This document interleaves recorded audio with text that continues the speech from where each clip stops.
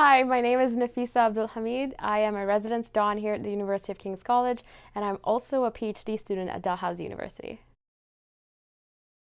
My research focuses on norms of human security and humanitarian intervention after the invasion of Libya in 2011.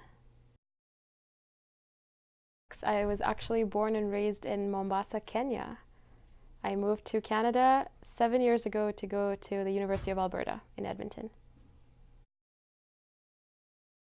I won a very big scholarship when I was in high school.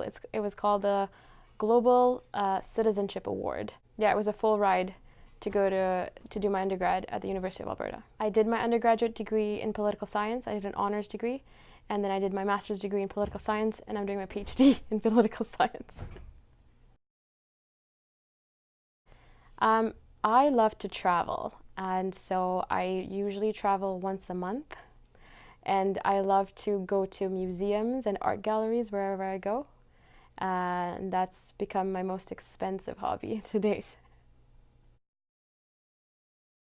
I speak 5 languages. I speak English, French, Arabic, Swahili, and Spanish.